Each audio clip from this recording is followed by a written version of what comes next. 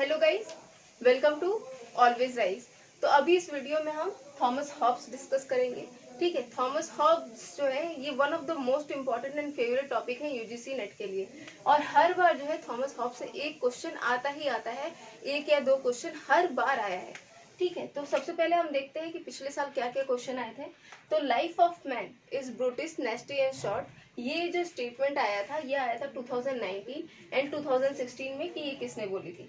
फिर था कि हु रिजेक्टेड एरिस्टोटल कम्प्लीटली, ये आया था आपका 2017 में। एंड थर्ड जो था whose ideas were incorporated in the radical model of utilitarianism, तो ये आया था 2016 में। फिर इंस्टिंक्ट ऑफ सेल्फ प्रिजर्वेशन, ये मैच द फॉलोइंग करके था, तो उसमें ये किससे मैच हुआ था, ये भी हुआ, ये आया था 2016 में। फिर एब्सोल्यूट सॉवरेनिटी का कंसेप्ट किसने दिया था, ये आया था 2016 में और 2018 में।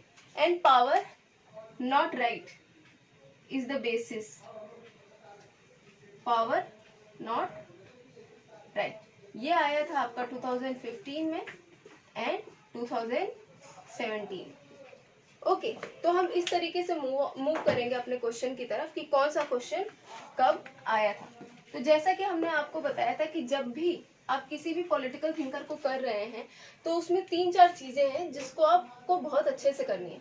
सबसे पहले कि वो कहाँ से बिलोंग करते थे, तो मैकियावेली थॉमस हॉब्स बिलोंग करते थे ब्रिटेन, इंग्लैंड से।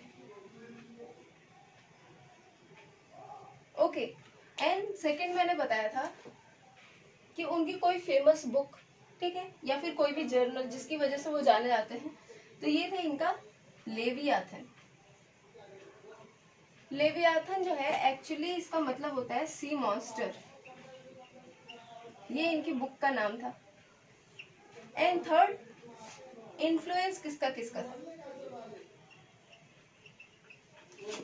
तो बहुत सारे थिंकर्स की तरह इनके ऊपर भी बहुत सारे लोगों ने इन्फ्लुएंस डाला था। तो वो कौन कौन थे, तो सबसे पहले थे गैलीलियो, फिर थे डिस्कार्टस एंड न्यूटन। और जो इंस्टिंक्ट ऑफ सेल्फ प्रिजर्वेशन का कंसेप्ट है ये इन्होंने किससे बोरो किया था, ग्रोशियस से। क्योंकि ग्रोशियस और थॉमस हॉब्स दोनों ही जो है सेल्फ प्रिजर्वेशन यानी सेल्फ लाइफ को बहुत ज्यादा इंपॉर्टेंस देते थे, तो ये जो है इनके इन्फ्लुएंस है। एंड जो फोर्थ इंपॉर्टेंट चीज मैंने आपको बताई थी जो कि आपको याद रखनी है, वो क्या है, मेथडोलॉजी, कि इनकी मेथडोलॉजी क्या होती है। तो बेसिकली जो है थॉमस हॉब्स की मेथडोलॉजी थी वो साइंटिफिक थी।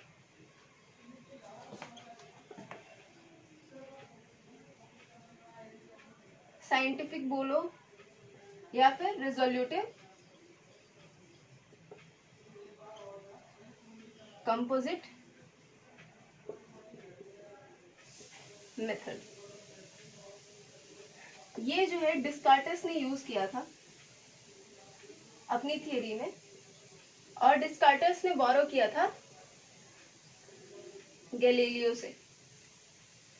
तो why he was so much influenced by Galileo, हुआ क्या था कि उस टाइम ये साइंटिफिक एज था, साइंस का एज था, तो उन्होंने क्या किया, उन्होंने बोला कि ह्यूमन नेचर या फिर पॉलिटिकल एनालिसिस के लिए हमें किसका सहारा लेना चाहिए, साइंस का सहारा लेना चाहिए। और अपने रिजोल्यूटिव कंपोजिट मेथड या फिर अपने पॉलिटिकल एनालिसिस को साइंटिफिक रूप देने के लिए उन्होंने 3 चीजों से जो है साइंस को बोरो किया था। तो कौन से वो 3 स्ट्रीम्स थे, वो 3 स्ट्रीम्स थे, सबसे पहले साइकोलॉजी,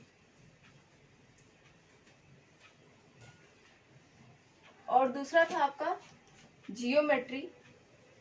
जियोमेट्री क्यों, क्योंकि ये लॉजिकली क्या होता है, कंसिस्टेंट होता है, ठीक है। एंड थर्ड था फिजिक्स, ठीक है। तो ये 3 स्ट्रीम से उन्होंने जो है कुछ कंसेप्ट्स को बोरो किया था। तो और साथ ही में उन्होंने यूज किया था मैकेनिक्स का। मैकेनिक्स में क्या बोला जाता है कि हर एक जो भी बॉडी है वो किससे बनी हुई है, मैटर से बनी हुई है। और मैटर किससे बना हुआ है? ये पार्टिकल से बना हुआ है। और पार्टिकल क्या होते हैं? ये हमेशा स्टेट ऑफ मोशन में होते हैं। करेक्ट, सारे पार्टिकल्स जो क्या होते हैं? स्टेट ऑफ मोशन में होते हैं। एंड हमारा ब्रेन भी किससे बना होगा? फिर पार्टिकल से बना होगा।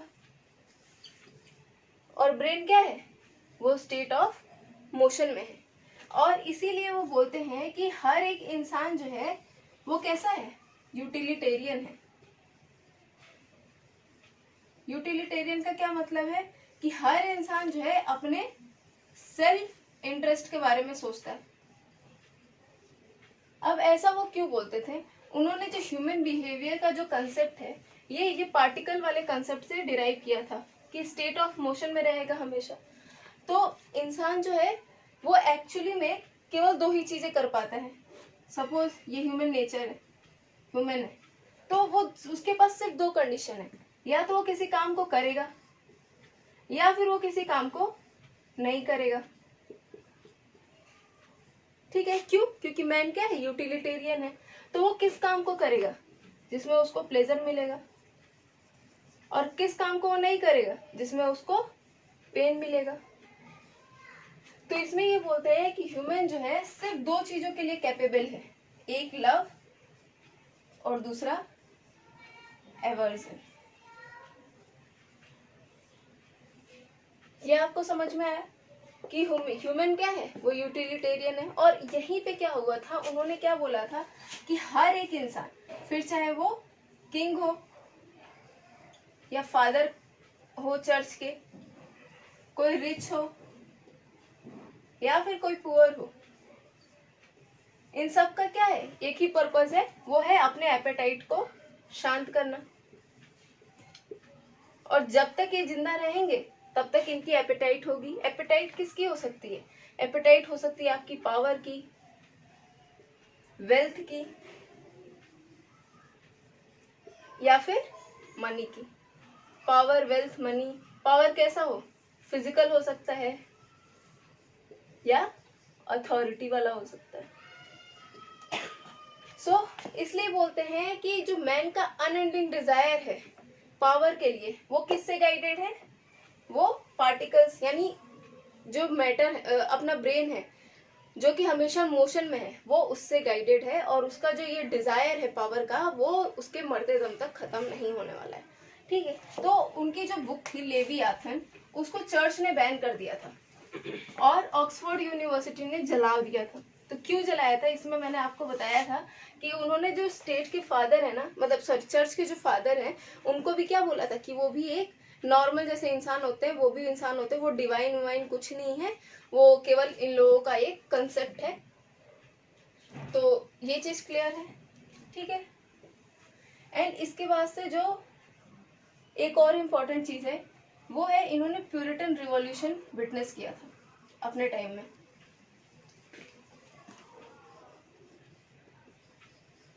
ओके, तो यहाँ से जो है उनका, अभी जब हम स्टेट ऑफ नेचर पढ़ेंगे तो यहाँ से उनका कंसेप्ट आएगा। ठीक है, तो अभी हम बढ़ते हैं सोशल कॉन्ट्रैक्ट की तरफ। उनका सोशल कॉन्ट्रैक्ट क्या था? लेवियाथन में जो है उनका सबसे मोस्ट इम्पॉर्टेंट जो कंसेप्ट दिया गया है वो है सोशल कॉन्ट्रैक्ट का। तो इसमें इन्होंने 4 चीजें बताई हैं।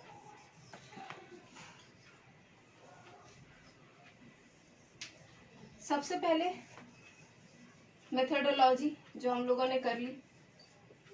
दूसरा है आपका स्टेट ऑफ नेचर।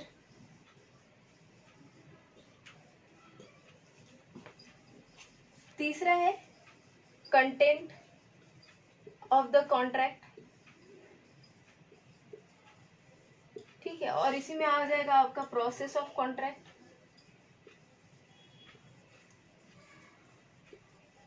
और चौथा क्या है आपका? Outcome of the contract. ठीक है, तो ये चारों चीजें हमें क्या करनी है? हमें पढ़नी है। तो मेथोडोलॉजी आप लोगों ने देख ली। दूसरा इन्होंने बताया स्टेट ऑफ नेचर। तो यहाँ पर ये ध्यान रखना है कि नेचर ऑफ स्टेट नहीं बोला जा रहा है, स्टेट ऑफ नेचर बोला जा रहा है। इसका क्या मतलब है, अगर जैसे इंसान जैसे नेचुरल होता है ना, जब तक उसको कोई भी जो है बॉडी कंट्रोल नहीं कर पाती है, जो उसका ट्रू सेल्फ होता है वो क्या होता है, स्टेट ऑफ नेचर में उसको देखने को मिल जाता है, यानी जो उसका ओरिजिनल फॉर्म होता है वो स्टेट ऑफ नेचर होता है। तो यहाँ पर ये क्या बोलते हैं कि स्टेट ऑफ नेचर एनार्की का है।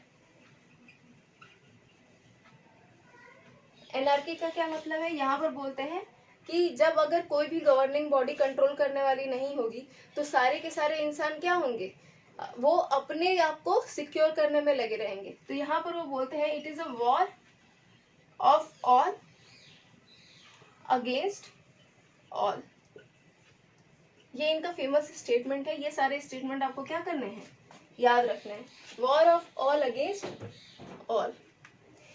और दूसरा बोलते हैं कि in the state of nature, state of nature में ह्यूमन बिहेवियर कैसा है, ह्यूमन कैसा है, पुअर, ब्रूटिश या ह्यूमन लाइफ, नेस्टी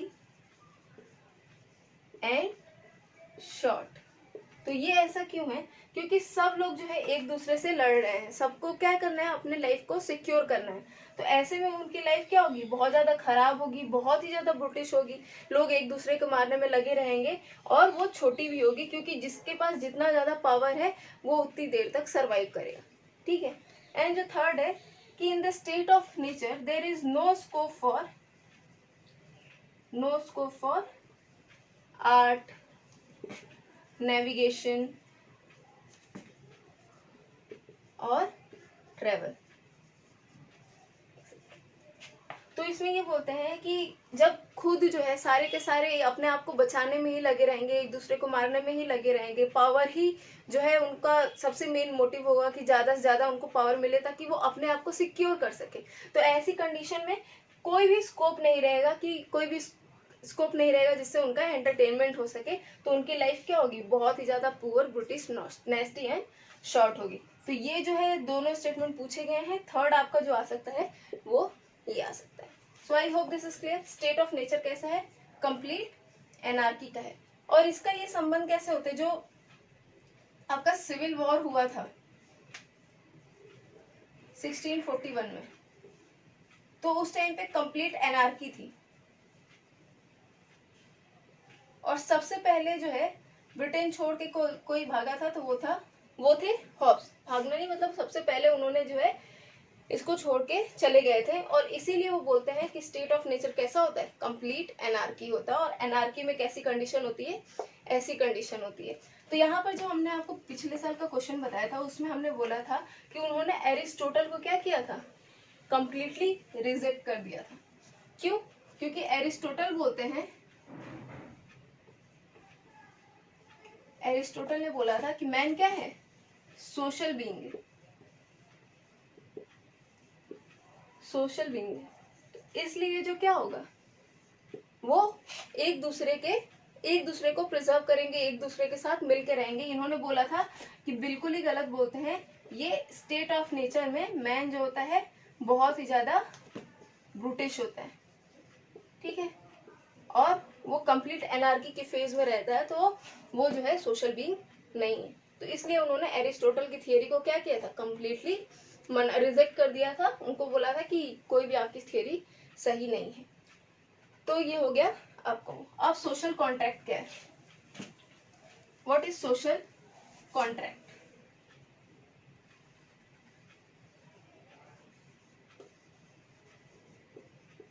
तो इसको समझने के लिए सबसे पहले बैकग्राउंड समझना जरूरी है। तो बैकग्राउंड क्या है, जब आपका एंशियंट टाइम था तो इसमें बोला जाता था कि मैन क्या है, सोशल बीइंग है, और इसलिए वो क्या करेगा, स्टेट को बनाएगा ताकि सोसाइटी को प्रिजर्व किया जा सके। फिर मिडाइवल टाइम में क्या हुआ था, मिडाइवल टाइम में गॉड का विल बोला गया था, चर्च वगैरह की स्टेट क्या है, गॉड के विल पे आता है। फिर जो है आपका मॉडर्न टाइम, मॉडर्न टाइम में क्या हुआ था, फ्यूडलिज्म का ग्रोथ हुआ था, रैशनलिज्म का ग्रोथ हुआ था। और इसमें क्या हुआ था, इसमें बोला गया था कि जो है अगर स्टेट जो है गलत है तो उसकी अथॉरिटी को भी लोग क्या कर सकते हैं, चैलेंज कर सकते हैं। तो स्टेट क्या है, एक मैन का विल है। तो सोशल कॉन्ट्रैक्ट क्या है, it is the will of man with man. Are you getting this point? तो इस तरीके से आपको ये चीज देखनी है। ग्रेट। तो सोशल कॉन्ट्रैक्ट ये मैन का जो है दूसरे मैन के साथ एक कॉन्ट्रैक्ट है, एक अग्रीमेंट है। तो यहाँ पर एक चीज देखनी है, एक क्वेश्चन आया था कि state is the party of the contract. तो no, state is not party of the contract. आपने बचपन में एक कहानी सुनी होगी बिल्ली और दो बंदरों की। तो उसमें क्या होता है, दो बंदर आपस में लड़ रहे होते हैं एक रोटी के टुकड़े के लिए, ठीक है। फिर उनके बीच में कोई भी अग्रीमेंट नहीं हो पाता है। तो कौन आती है, बिल्ली आती है। और वो बिल्ली क्या करती है, इन दोनों का सुलह कराती है और बदले में क्या ले जाती है, सारी रोटी ये खुद ही खा जाती है। तो इसी तरीके से स्टेट है। स्टेट क्या है, ये सिर्फ समझाने के लिए थोड़ा सा बचपना टाइप लगेगा, बट फिर भी स्टेट क्या है, एक बेनिफिशियरी है इस कॉन्ट्रैक्ट का। और जो ये बंधन है ये सारे लोग हैं, जितने भी लोग हैं जो लोग कॉन्ट्रैक्ट कर रहे हैं वो एक दूसरे से कॉन्ट्रैक्ट कर रहे हैं। स्टेट क्या है, बेनिफिशियरी है। तो ये लोग अपना सारा पावर क्या कर दे रहे हैं, स्टेट को ट्रांसफर कर दे रहे हैं। बदले में स्टेट जो है इनको एक इंपॉर्टेंट राइट देगा, वो है राइट टू सेल्फ प्रिजर्वेशन, यानी right to life. Got it? तो ये चीज है, state is the beneficiary of the contract. State क्या है, वो कॉन्ट्रैक्ट जो अग्रीमेंट है उसका पार्टी नहीं है। तो ये होता है आपका सोशल कॉन्ट्रैक्ट। ये जो है थॉमस हॉब्स के कुछ फेमस स्टेटमेंट है जो उन्होंने अपनी थ्योरी ऑफ सोशल कॉन्ट्रैक्ट में दी थी। तो उनका जो कॉन्ट्रैक्ट है वो बेसिकली क्या है, वो बोलता है कि I give up all of my natural rights to this man or assembly of man on the condition that you give up all your rights. Okay, तो ये इनका क्या है, कॉन्ट्रैक्ट है कि वो बोलते हैं कि मैं जो है अपने सारे नेचुरल राइट्स इस आदमी को, ये जितने लोग हैं उन सबको देता हूँ, बदले में ये लोग क्या करेंगे, मुझे अपने सारे राइट्स दे देंगे। तो वो सब लोग अपने राइट्स किसको दे रहे हैं, स्टेट को दे रहे हैं। Are you getting this point? फिर ये बोलते हैं कि I and fear were born together. इसीलिए जो राइट ऑफ सेल्फ प्रिजर्वेशन है ना, या इंस्टिंक्ट ऑफ सेल्फ प्रिजर्वेशन को ज्यादा फोकस करते हैं। तो ये लाइन इन्होंने क्यों बोली थी, इनका प्री मेच्योर बर्थ हुआ था। प्री मेच्योर बर्थ कैसे हुआ था, जब ये बॉर्न होने वाले थे ना उस टाइम पे नेवल इन्वेजन हुआ था, ठीक है। और उस नेवल इन्वेजन के डर से इनकी मदर ने इनको प्री मेच्योर बर्थ दे दिया था। तो इसलिए ये बोलते हैं I and fear were born together. फिर है कि the life of man is unending desire for power which ends only with his death.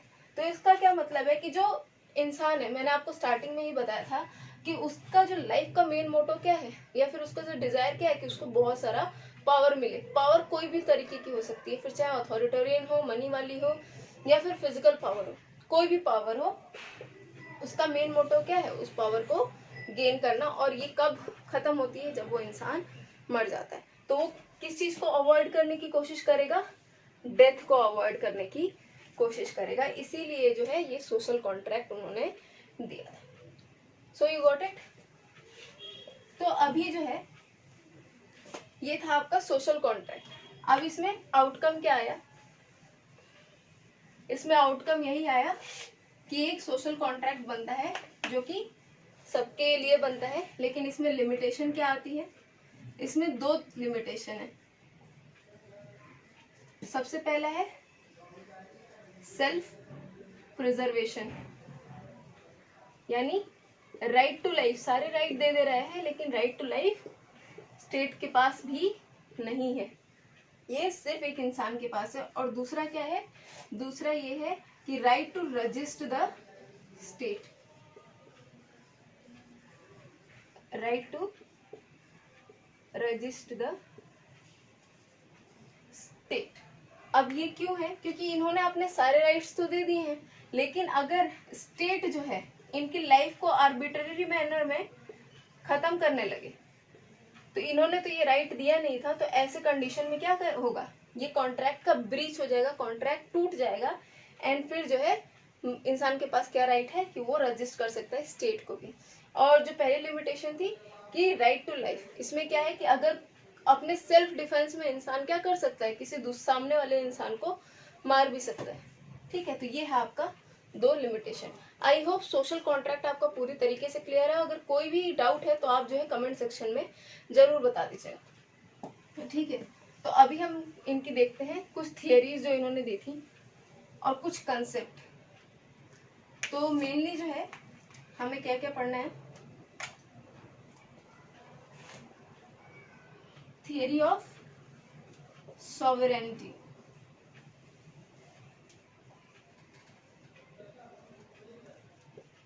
Sovereignty. दूसरा है कंसेप्ट ऑफ लॉ,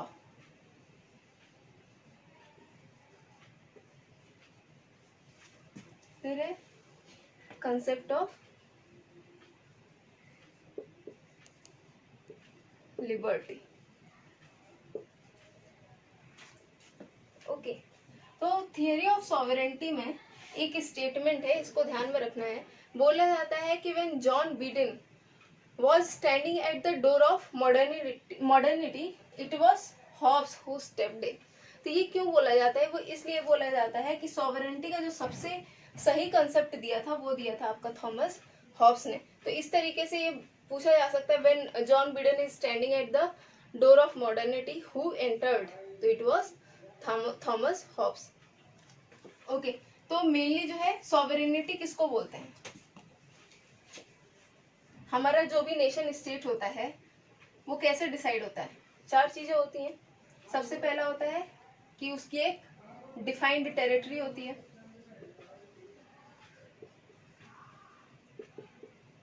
पॉपुलेशन होता है,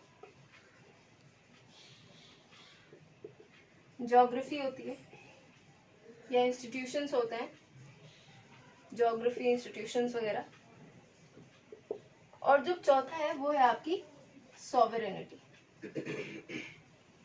तो ये सबसे इंपॉर्टेंट कंसेप्ट होता है। इसका मतलब ये होता है कि कोई भी मतलब स्टेट अगर कोई भी काम कर रहा है तो कोई भी बाहर या फिर कोई भी अंदर वाला जो है वो उसकी सॉवरेनिटी को क्वेश्चन नहीं कर सकता है, वो जो चाहे वो कर सकता है, वो किसी को क्या होगा, अकाउंटेबल नहीं होगा। तो ये है कंसेप्ट सॉवरेनिटी का। और इनके सोशल कॉन्ट्रैक्ट में कौन सॉवरेन है, स्टेट सॉवरेन है। स्टेट इज व्हाट, सॉवरेन, क्योंकि स्टेट क्या है, बेनिफिशियरी ऑफ द कॉन्ट्रैक्ट है, और वो जो भी लॉ बनाएगा वो वैलिड होगा। और यहीं से आपका इमर्ज होता है concept of law, concept of law. तो इसमें ये मेनली सिर्फ 2 चीजें बोलते हैं। ये बोलते हैं कि जो स्टेट है वो सॉवरेन है एंड उसके पास राइट है कि वो लॉ बनाए। ठीक है, और लॉ क्या करना है, सबको फॉलो करना है, because law is the command of sovereign.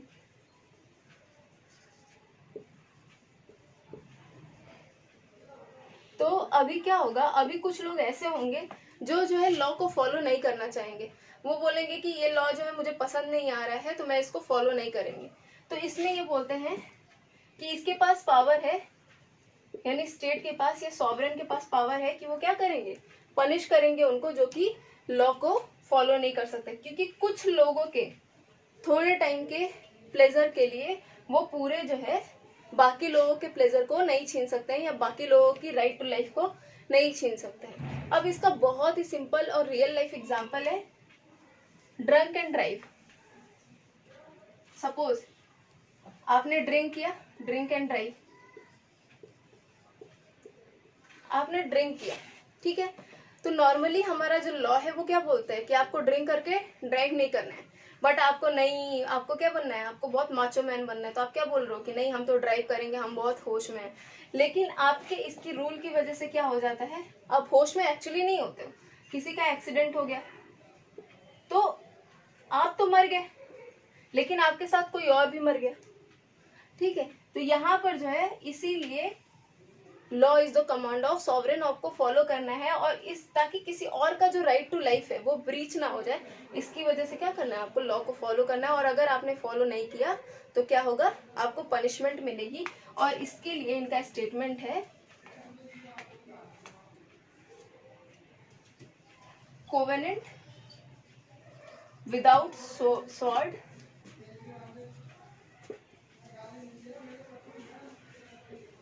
is nothing but words. Okay, words which have no value, which have no value and no strength. तो कोवेनेंट का क्या मतलब होता है, कोवेनेंट का मतलब होता है कॉन्ट्रैक्ट, और स्वॉर्ड का मतलब है power to punish. So you got it, what is the concept of law. तो अभी क्या है, concept of liberty. Concept of law से ही कंसेप्ट ऑफ लिबर्टी आती है। कंसेप्ट ऑफ लिबर्टी, तो इसमें इनका एक फेमस स्टेटमेंट है कि लिबर्टी इज वेयर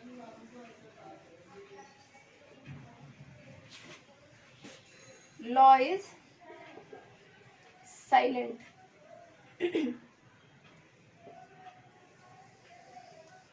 ये किसका स्टेटमेंट है, ये हॉब्स का स्टेटमेंट है, और ये क्वेश्चन डायरेक्ट पूछा जा सकता है। तो ये ऐसा क्यों बोलते हैं, जब हमने लॉ का आपको बताया था तो उस टाइम पे हमने लिबर्टी का भी एक एंगल कवर किया था, ड्रिंक एंड ड्राइव, क्योंकि मैन के पास इतनी लिबर्टी नहीं है कि वो अपना कोई काम करे ताकि वो बाकी लोगों की लिबर्टी को क्या कर सके, हार्म कर सके। ओके, क्योंकि लिबर्टी जो राइट टू सेल्फ प्रिजर्वेशन इनका मेन मोटो होता है, और इसलिए बोलते हैं कि liberty is where law is silent. वही वाला एग्जाम्पल। अब इसमें एक और चीज है कि लिबर्टी उसको किसकी है, सिर्फ सेल्फ प्रिजर्वेशन की है। और इसमें वो ब्रिटेन का अगर आप देखोगे कॉन्स्टिट्यूशन, तो यहाँ पे इनके पास रिटन कॉन्स्टिट्यूशन नहीं है, ठीक है। इनका जो सॉवरेन क्या है, पार्लियामेंट है। तो ये जो पार्लियामेंट जो भी बोलेगा that will be valid. Constitution को वो लोग क्या कर सकते हैं, अमेंड कर सकते हैं, क्योंकि इनके पास जो है वो एज सच कोई डॉक्यूमेंट नहीं है। और हमारा जो है, हमारा क्या है, फंडामेंटल राइट पे बेस्ड है। फंडामेंटल राइट पे बेस्ड है। तो ये जो लिबर्टी में दो तरीके की लिबर्टी की बात करते हैं, एक होती है नेचुरल लिबर्टी और एक होता है लीगल लिबर्टी। ओके, तो ये किसको सपोर्ट करता है, ये सपोर्ट करता है लीगल लिबर्टी को, ना कि नेचुरल लिबर्टी को, ठीक है। और साथ ही साथ जो है, देखो लिबर्टी जो होता है उसका दो कंसेप्ट, दो पार्ट होता है। एक होता है नेगेटिव लिबर्टी और दूसरा होता है पॉजिटिव लिबर्टी।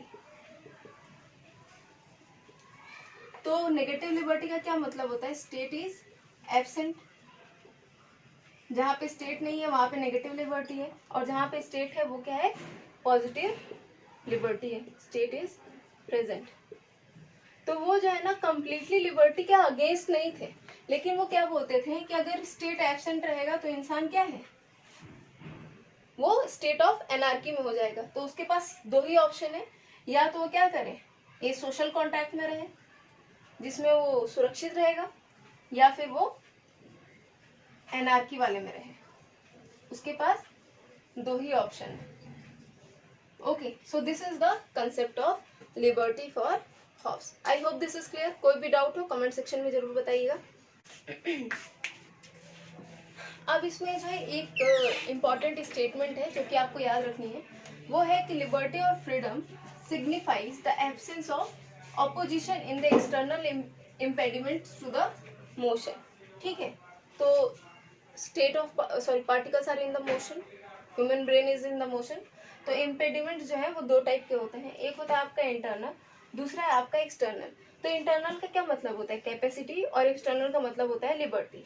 तो इसमें जो है ये बोलते हैं कि जो आपके इम्पेडिमेंट्स हैं, ठीक है। अब सपोज इसमें आपको एक बूढ़ा व्यक्ति है, कैपेसिटी का देखते हैं, कोई बूढ़ा व्यक्ति है, अब वो उठ नहीं पा रहा है, बैठ नहीं पा रहा है, वो चल नहीं पा रहा है, तो इसका मतलब ये थोड़ी ना है कि उसको लिबर्टी को क्या कर दिया गया है, डिनाई कर दिया है। इसका मतलब क्या है कि उसके पास कैपेसिटी नहीं है, मतलब उसके पास लिबर्टी है लेकिन उसके पास कैपेसिटी नहीं है। और एक्सटर्नल लिबर्टी का जो हमने कंसेप्ट बताया है वो पूरा कंसेप्ट है, और इसलिए वो बोलते हैं कि क्या है, liberty means absence of restraint.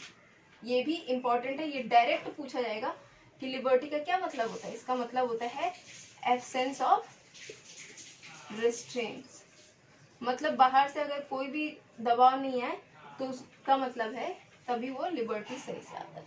ठीक है, ये बहुत सारे कॉम्पिटिटिव एग्जामिनेशन में पूछा गया कि what is the meaning of liberty. So you got it. So इसमें आपको एक पर्सन को याद रखना है, उनका नाम है मैकफर्सन। ये इनके क्या थे, क्रिटिक थे। Got it. और साथ ही में एक इनके बहुत बड़े एडमायरर का नाम याद रखना है, वो है आपके Karl Marx. Karl Marx, Karl Marx बोलते थे कि Hobbes is the father of all of अस,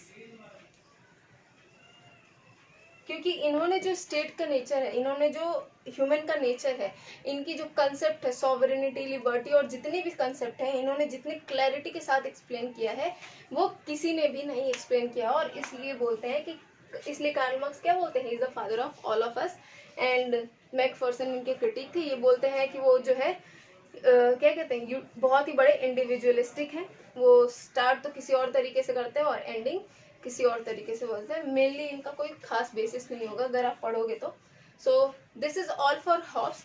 अगर आपको कोई भी डाउट है तो आप जो है कमेंट सेक्शन में जरूर बताइएगा। और इसके पहले एक इम्पॉर्टेंट अनाउंसमेंट है कि हमारा टेलीग्राम का चैनल है जिसका लिंक हम डिस्क्रिप्शन बॉक्स में देंगे, उसको आप ज्वाइन कर लीजिएगा। तो उसमें जो भी मटेरियल होगा वो आपको प्रोवाइड कर दिया जाएगा। हम जो क्वेश्चन आंसर की सीरीज कर रहे हैं वो भी जो है आपको वहीं पर प्रोवाइड कर दिया जाएगा। तो I hope you like this video. अगर आपको ये पसंद आई है तो इसको लाइक कीजिएगा, कमेंट करके अपना फीडबैक दीजिएगा, शेयर कीजिएगा एंड सब्सक्राइब कीजिएगा। Thank you.